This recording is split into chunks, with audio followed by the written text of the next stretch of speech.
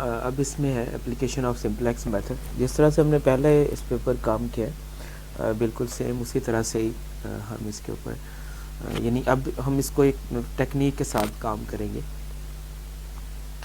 तो पहले वही जो जी की इक्वेशंस लिखी हुई थी पहले हमने वही इक्वेशंस मैं लिख लेता हूँ यहाँ पर। ये इक्वेशंस हैं। अब हम इसको इन इक्वेशंस को टेबल में लेके जाएंगे। तो टेबल इसी से मैं आगे बनाता हूँ। कोशिश करता हूँ कि ये सारी इक्वेशंस यहाँ पे लिख लूँ। ये इक्वेशंस मैंने साथ में लिख ली इनको। तो यहाँ से टेबल इस तरह से कंस्ट्रक्ट करना हमें कि z और फिर x y उसके बाद s1 s2 s3 और फिर इसके सोल्यूशन यानी राइट हैंड साइड पे जो वैल्यूज़ आ रही हैं वो। तो पहले इक्वेशन देखते हैं इसमें z का कोफिशिएंट 1 और उसके बाद x का कोफिशिएंट -3 y का कोफिशिएंट -5। पहले इक्वेशन में s1 s2 s3 नहीं है, लिहाजा उनके कोफिशिएंट क्या हो जाएंगे 0 0 और राइट साइड पे भी क्या है 0 के इक्वल है। दूसरी इक्वेशन चलते हैं जिसमें s1 है। तो यहाँ पे ये मेंशन भी कर दिया कि s1 वाली इक्वेशन, ये s2 वाली इक्वेशन और ये s3 वाली इक्वेशन। s1 में z नहीं है, 0 हो गया। x का कोफिशिएंट 1, y नहीं है, s1 का कोफिशिएंट 1, s2 s3 और इज इक्वल टू 40। इसी तरह से s3 और s2 और s3 वाली जो इक्वेशंस हैं उनको इस टेबल में अरेंज कर देना हमें। और इसके बाद हम इसमें जो z वाली लाइन है, बेसिकली यहाँ भी z आना चाहिए था। ये जो टॉप लाइन है यानी जो हमारे सोल्यूशन वाली लाइन है सर, उसमें देखेंगे कि मोस्ट नेगेटिव नंबर कौन सा है, वो -5 है। ये पूरा कॉलम हम सेलेक्ट कर लेंगे। फिर इस कॉलम की हम राइट हैंड साइड के साथ रेशो मालूम करेंगे। ये पहली रेशो तो नहीं आएगी। अब इसमें आ गया 40 डिवाइडेड बाय 0, इन्फिनिटी हो गया 40 डिवाइडेड बाय 0। अच्छा, दूसरे में 30 डिवाइडेड बाय 1, 30 आ गया। उसके बाद है 60 डिवाइडेड बाय, यहाँ पे जो 1 है ना वो यूज़ कर रहे हैं 1, तो कितना आ गया 60। जो सबसे कम रेशो है वो है हमारे पास 30 की। अब हम यहाँ पे सबसे लीस्ट रेशो जो है वो हम उसमें से कॉलम सेलेक्ट कर लेंगे, सॉरी रो सेलेक्ट कर लेंगे। अब इसमें जो सेकंड रो है ये वाली रो हमारे पास सेलेक्ट होगी। इन दोनों के जो इंटरसेक्शन में आया वो 1 है।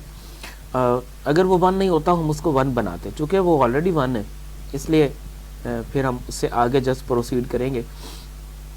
क्या करेंगे, जिस तरह से हम आपने उधर पढ़ा था इक्वेशन को सॉल्व करने के लिए एचेलॉन और रिड्यूस एचेलॉन फॉर्म बनाई थी। अब क्या करेंगे, इससे ऊपर और नीचे तमाम वैल्यूज़ को हम ज़ीरो बना देंगे। ये तो पहले 0 है, ये जो -5 इसको भी 0 बनाएंगे और उससे नीचे 1 है उसको भी 0 बनाएंगे। किसकी वजह से, इसको जो दोनों के इंटरसेक्शन में है उसको हम कहते हैं पिवट एलिमेंट। ये जो है ये बना है इसके अंदर पिवट एलिमेंट, इसकी मदद से ऊपर भी 0 करेंगे और नीचे वाली टर्म्स को भी 0 करेंगे। अब ये आ गया हमारे पास सेकंड स्टेप। ये 1 था, ये वो एलिमेंट था जिसकी मदद से हमने ऊपर भी 0 बना दिए और नीचे भी 0 बना दिए। अब उसमें मज़ीद अगर कोई नेगेटिव एलिमेंट पड़ा है, यानी इस फर्स्ट रो में, इस वाली रो में अगर कोई मज़ीद एलिमेंट पड़ा है, जो कि पड़ा है कितना है वो -3। अब इसी तरह से यहाँ पे हम इसकी रो और कॉलम सेलेक्ट करेंगे। रो तो कॉलम तो सिलेक्ट हो गया यहाँ पे, कितना कौन सा -3 वाला। अब फिर इसके साथ हम इसकी रेशो लोगे, जो इन्फिनिटी है या 0 है वो रेशो हम नेगेटिव रेशो हम कंसीडर नहीं करेंगे। तो अब देखें 40 डिवाइडेड बाय, सॉरी इसके साथ हमने रेशो लेनी है 40 डिवाइडेड बाय 1, तो आंसर 40 आ गया। यहाँ पे आ गया 30 डिवाइडेड बाय 1, तो आंसर कितना आ गया 30 आ गया। तो अब हम यहाँ पे इसका मतलब है कि अब हमारे पास थर्ड कॉलम सेलेक्ट होगा और दोनों का कॉमन एलिमेंट वो ये बनेगा। अब इसकी मदद से ऊपर जितने भी एलिमेंट्स हैं अगर 0 नहीं है तो उनको ज़ीरो कर देंगे। तो देखें इसके बाद अगर हम इसको ज़ीरो कर देते हैं, इसको ज़ीरो कर देंगे, लेकिन एक बात मैं यहाँ पे बताना भूल गया, वो ये थी कि ये ज़रा इसके ऊपर फोकस करेंगे हम। हमने इस रो की मदद से इस कॉलम और इस रो की वजह से हमें कुछ सॉल्यूशन हमने कुछ प्रोसेस किया है। तो अब ये होगा कि ये जो वैल्यू है ये y वाली वैल्यू चलेगी और इधर आ जाएगी यहाँ पर, यानी अब जो हमें ये समझे कि हमें पाथ मिला यहाँ से, y की वैल्यू यहाँ पे शिफ्ट हो जाएगी S2 की जगह पर।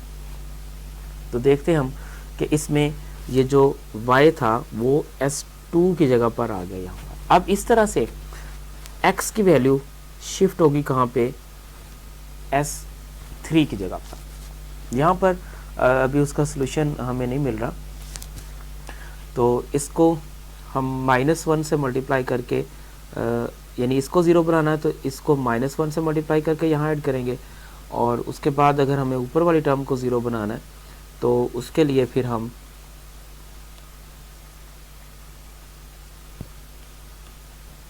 इसको 3 से मल्टीप्लाई करके यहाँ ऐड करेंगे,